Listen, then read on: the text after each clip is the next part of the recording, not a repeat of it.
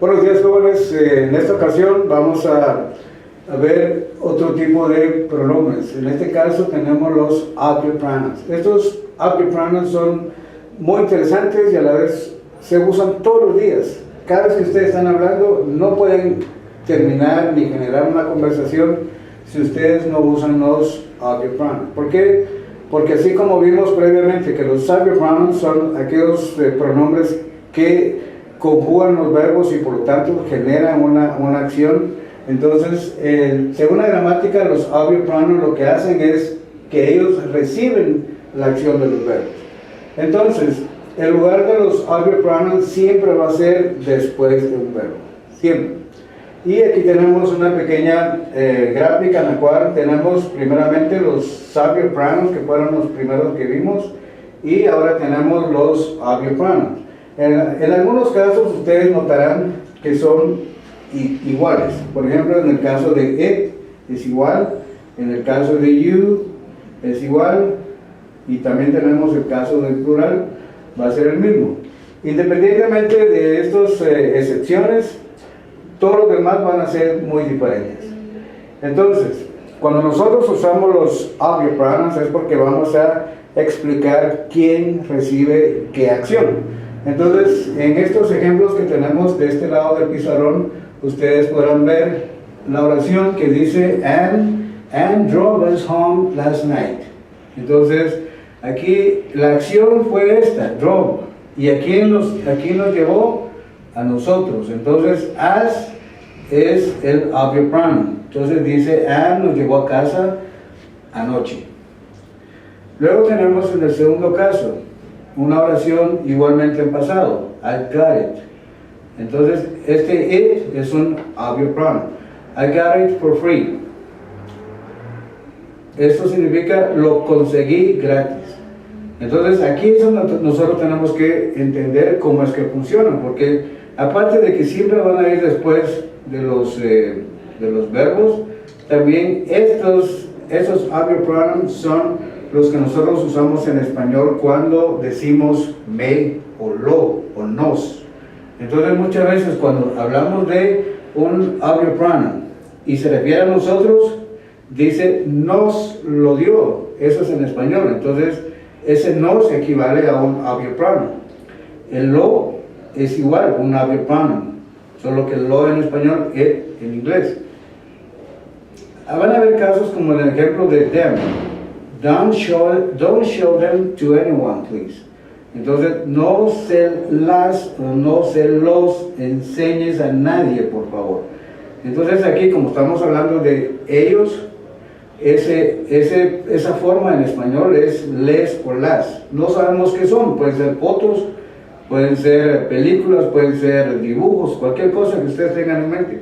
Aquí no nos dice qué es, solamente nos dice que es plural.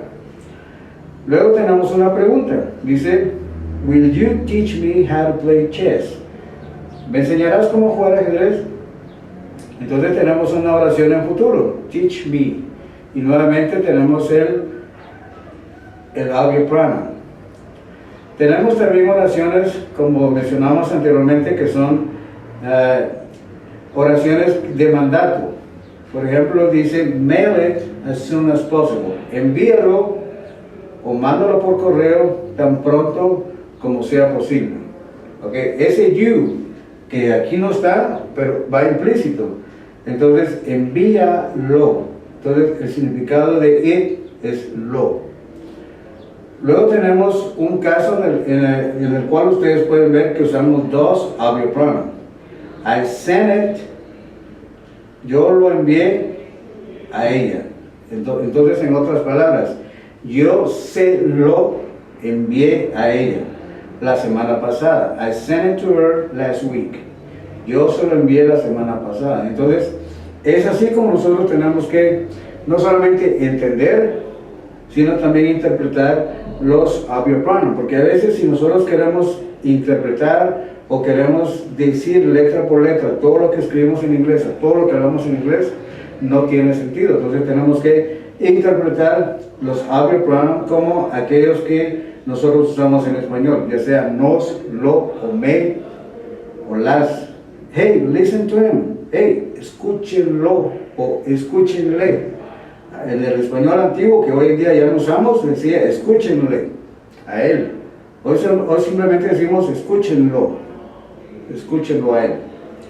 Entonces, podemos, independientemente si va al final de la oración, si ustedes se dan cuenta, este auxiliary pronoun que es him va después de listen. El verbo es listen, independientemente de que vayan preposiciones de por medio. Entonces, siempre va a ser después de un verbo. Ese va a ser el lugar primordial de los auxiliary pronouns, porque ellos son los que reciben todas las acciones.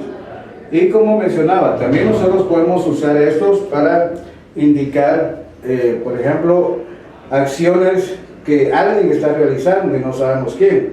Por ejemplo, si tocaron la puerta, nosotros preguntamos ¿quién es? Y entonces en español decimos quién es, pero en inglés vamos a preguntar who is it. Entonces vamos a decir who is it. Ok, entonces la persona detrás de la puerta va a contestar algo que es muy común, va a decir it's me, soy yo, it's me.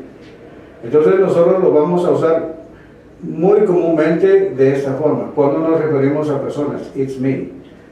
O por ejemplo a nosotros nos preguntan, ¿ustedes saben quiénes son los pintores? Entonces nosotros podemos decir it's them,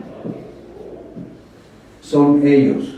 Entonces estas son formas que muchas veces nosotros no las traducimos literalmente de inglés a español, sino tienen sus formas muy específicas. Entonces cuando nosotros nos referimos a un grupo de personas o a una persona específica, podemos decir it's them o it's me o it's us, somos nosotros.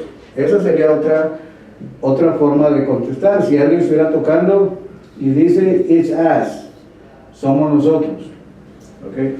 Entonces, de todos modos aquí se cumple la regla, porque aquí estamos usando el verbo to be y después del verbo tenemos el auxiliary pronoun. Entonces, el uso del auxiliary pronoun es bastante sencillo, bastante elemental. Lo que sí tenemos que entender es que funcionan exactamente como en español. No solamente tienen un significado, sino pueden tener muchos. Entonces, ¿cuáles son esos? Simplemente pongámonos a pensar cuando nosotros hablamos en español, a qué significa o a qué grado nosotros podemos interpretar el me. No solamente yo, sino me, a mí, para mí, de mí. Entonces siempre va a ser me. Cuando decimos it, es lo muchas veces. Dáselo, give it to him. Dáselo a él, give it to him. En este caso, him va a tener el significado de he, pero como estamos hablando como auxiliary pronoun, entonces la oración suena give it, el verbo give, el auxiliary pronoun give it, otra preposición, give it to, y luego tenemos el otro auxiliary pronoun, give it to him, dáselo a él. Entonces, en resumidas cuentas, esa es la forma de usar los auxiliary pronouns. Siempre van después de un verbo, a veces pueden ir dos, a veces puede ir solo uno, depende de cómo ustedes estructuran la oración, pero básicamente la idea es que siempre van a ir después de los verbos.